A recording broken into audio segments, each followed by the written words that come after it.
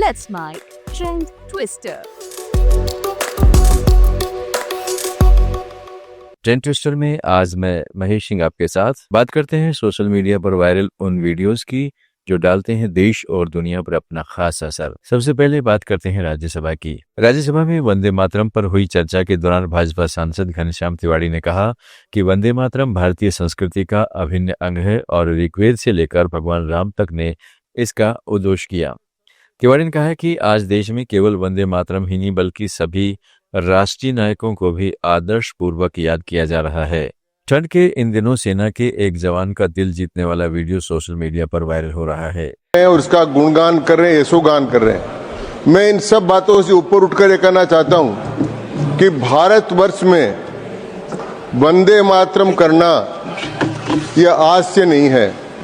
विश्व में सबसे पुराना लिखित ग्रंथ या विश्व में सबसे पुराना लिखित ग्रंथ है तो वो ऋग्वेद है।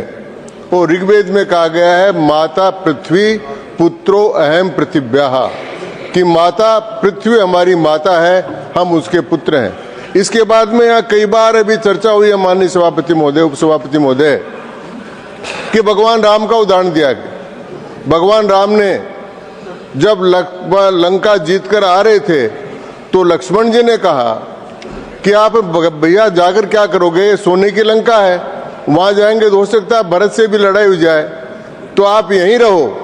तब राम जी ने एक बात कही, अपि स्वर्णमयी लंका न मे लक्ष्मण रोचते जननी जन्म भूमिश्च स्वर्गादपि गरीयसी। उसी दिन भगवान राम ने भी वंदे मातरम बोल दिया था, जिस समय उन्होंने कहा कि जननी जन्मभूमिश्च स्वर्गादपि गरीयसी। ये 1800 ये अभी बात बार बार बात हो रही थी कि साहब ये इस समय क्यों मना रहे हैं 151वां। तो मैं कहना चाहता हूं कि 151वां यही नहीं मना रहे हैं, अभी सरदार वल्लभ भाई पटेल की भी मनाई, अभी बिरसा मुंडा की भी मनाई, अहिल्याबाई होलकर के भी हमने मनाई, संविधान दिवस भी हमने मनाया। और इस मनाने का कारण है, आज तक राज करने वाले लोगों ने कभी ये नहीं सोचा कि हमको ये क्यों करना चाहिए। हमारे शास्त्रों में वर्णन है कि नेतृत्व करने वाले को या राज करने वाले को क्या गुण होना चाहिए, तो उनका लोक संग्रह का गुण होना चाहिए, लोक संपर्क का गुण होना चाहिए, लोक आराधन का गुण होना चाहिए। और ये 3 गुण जिस राजनेता में हो वो राजनेता सर्वश्रेष्ठ है। सड़क किनारे ठिठुरती एक मासूम बच्ची को देखते ही जवान ने बिना देर किए अपना जूता और जैकेट उतारकर उसे पहना दिया। बच्ची की मुस्कान और जवान की सादगी भरी है मासूमियत लाखों दिलों को छू गई। वीडियो में जवान बच्ची को गले लगाते हुए नजर आ रहा है। ये भारतीय सेना की मानवता की मिसाल है। लक्ष्मी, आपके लिए मैंने जैकेट और जूता और टोपी लेके आया। क्या बेटा आप खुश हैं? और लेकिन पढ़ाई में आपको ध्यान देना होगा, ठीक है? लेकिन पढ़ाई में अच्छा होंगे, आप फर्स्ट करेंगे तो पढ़ने में भी हम मदद करेंगे, आपको कॉपी कलम भी हम दे देंगे, ठीक है? देखिए आपके लिए हम जैकेट, ये जैकेट है, इसमें टोपी है, जैकेट और टोपी है, और ये जूता है, ठीक है? लगा के दिखा दो बाबू। तो बेटा लेबर का काम करता है, ठीक, बढ़िया से पढ़ो, बड़े आदमी बनना, देश का सेवा करना है बड़े होकर, ठीक है? पढ़ाई में फर्स्ट करो, मैं आपको मदद करूंगा, ठीक है? हाँ लक्ष्मी, क्या कौन है ये? अच्छा, क्या हुआ इसका? बहुत होता है, इसको भी जैकेट और टोपी चाहिए क्या? अच्छा, आपका अपना बहन है, ठीक, मैं अगला बार जरूर लेके आऊंगा, ठीक। राजस्थान के बालोतरा का एक वीडियो सोशल मीडिया पर वायरल हो रहा है, जिसमें एक महिला पारंपरिक राजस्थानी परिधान में सजी धजी मंच पर खड़ी है और धारा प्रभा अंग्रेजी में कार्यक्रम का संचालन कर रही है। वे राजस्थान की पूर्व मुख्यमंत्री वसुंधरा राजे सिंधिया का स्वागत करते हुए पंडाल में बैठी भीड़ को उनका परिचय करवा रही है। उनकी अंग्रेजी सहज और आत्मविश्वास भरी है। Mrs. Vasundhara Raje, the first female Chief Minister of Rajasthan. Please give a huge round of applause and welcome her. We are extremely delighted and it's our proud privilege to have her with us. It's a matter of great honor for the community of Kalbi Samaj, Sivanchi, Malani, of all the people that are present here. We welcome you, ma'am. We welcome you. You have made history by becoming the first female Chief Minister of Rajasthan. An inspiration, a hearted, devoted inspiration for every woman of the state. We are very glad to have you with us.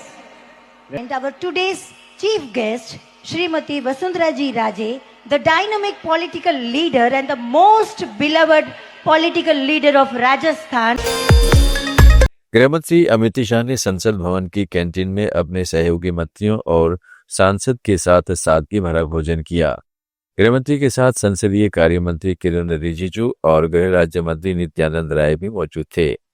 Canteen में इन नेताओं ने पूरी सब्जी का लुत्फ उठाया और आपस में अनौपचारिक माहौल में बातचीत की। आमतौर पर गृहमंत्री की अत्यधिक व्यस्त दिनचर्या के कारण संसद भवन की कैंटीन में इस तरह के दृश्य कम ही देखने को मिलते हैं, इसलिए सांसदों और वहां मौजूद कर्मचारियों के बीच इसे लेकर खासा उत्साह दिखा। कांग्रेस से सस्पेंड होने के बाद नवजोत सिंह सिद्धू की पत्नी नवजोत कौर सिद्धू का एक इंटरव्यू वायरल हो रहा है, जिसमें उन्होंने कहा है कि मैं बिना प्रूफ के किसी के बारे में नहीं बोल रही, कोई सस्पेंशन नहीं है, ये अध्यक्ष खुद ही सस्पेंड हो जाएगा। उन्होंने इस बात से साफ इनकार कर दिया है कि उन्होंने किसी भी प्रकार का कोई आरोप लगाया है। इस दौरान उन्होंने सुखविंदर सिंह रंधावा पर भी राजस्थान में टिकटें बेचने का आरोप लगाया। नवजोत कौर सिद्धू हमारे साथ हैं इस वक्त। आप ये बताइए, सस्पेंशन के बाद आप सबसे पहले बात कर रही हैं, क्या आपके मन में आया है? आपको क्या लग रहा है, आपको टारगेट किया जा रहा है सच्चाई बोलने के लिए? क्योंकि आपने एक बड़ी बात की, CM seat for sale, 500 crore रुपए के जो सूटकेस लाता है। मैंने बहुत क्लियरली बोला था कि हमसे कभी पैसे नहीं मांगे गए। लोगों का क्वेश्चन था कि सारा पंजाब आपको सीएम फेस देखना चाहता है, तो मेरा ये जवाब था कि हमारे पास 500 करोड़ रुपया नहीं है सीएम की सीट फाइट करने के लिए और किसी को देने के लिए। हम तो अपने लिए भी अपनी पार्टी से पैसे मांगते हैं कि हमें तुम पैसे दे दो, हमारे पास ब्लैक मनी नहीं है। और जो कुछ करना पड़ता है अब सबको पता है, इलेक्शंस में तो लोग ही आके खर्चते हैं। हम किसी से पैसे भी नहीं लेते, हम ये कहते थे जाके पोस्टर्स लगा दो, जाके वो कर दो ताकि हम पे कोई उंगली ना उठा सके। और अगर पार्टी की तरफ से जो पैसे मिलते भी हैं तो नवजोत सिद्धू मेक श्योर करता है कि वो पार्टी को वापस करे। पर आपके बयान से बवाल बहुत हुआ है, कुछ एविडेंस है क्या आपके पास? क्या आपको लगता है कि मेरी कोई भी क्योंकि सिद्धू साहब भी सीएम रेस के लिए थे, उसके बाद कैप्टन साहब थे, चन्नी साहब थे, तो वो चले गए। उन्होंने पैसे आपको लगता है कि दिए? मैं इसके बारे में क्यों करूं? आपका सुनील जाखड़ ने जवाब दे दिया। हमने सुनील जाखड़ जी ने जवाब दे दिया विद प्रूफ। मैं तो प्रूफों के साथ बात कर रही हूँ। और जो लीगल नोटिस आया सुखजिंदर रंधावा से, आया तो है नहीं, आ जाए चले सुप्रीम कोर्ट तक। गैंगस्टर सपोर्ट करता है कि नहीं? अरे उसके एरिया में जाके लोग बता देंगे क्या कर रहा है। और मेरे पास वो बाइट्स है वहाँ की, राजस्थान के लोगों की, जहाँ ये टिकटें बेच के आया है, उसके सामने दे जवाब। इसकी बीवी क्यों हारी? ये जनरल सेक्रेटरी था पार्टी का। नवजोत सिद्धू के लिए इसने पार्टी हमारे को हराने के लिए मजीठिया के साथ डिनर किया कि नहीं किया? मैं मजीठिया से बयान दबा दूंगी कि किस किस लोगों के तूने मेरे काउंसलर्स उठाए, किस किस को पैसे दिए। कहता मैं हम लिस्ट ले जाना। राहुल गांधी ने ईवीएम की पारदर्शिता पर फिर सवाल उठाए। संसद में उनके भाषण का वीडियो वायरल हो रहा है, जिसमें वे कह रहे हैं कि पार्टी के एक्सपर्ट्स को अब तक यह देखने की अनुमति नहीं दी गई थी कि ईवीएम के अंदर क्या है। राहुल गांधी ने मांग की कि देश के लोकतंत्र को मजबूत करने के लिए चुनाव प्रक्रिया में पारदर्शिता होनी चाहिए और हर राजनीतिक दल को तकनीकी जांच का अधिकार मिलना चाहिए। Reform require what we've been saying. Number one, give machine readable voter lists to all political parties 1 month before the election. That's the first step. The second step is take back the law that allows the destruction of CCTVs, CCTV footage. Very simple, not difficult. While you're doing that, also tell us what is the architecture of the EVM. Give us access to the EVM. Let our experts go and see what is inside the EVM. Till today, we have not had access to the EVM. We are not shown the architecture of the EVM. We're not physically allowed to go and see an EVM. Give us the architecture.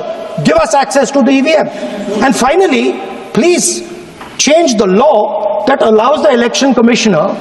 Ten twister में आज इतना ही। इसी तरह के informative contents के लिए जुड़े रहिएगा लेट्स माइक के साथ।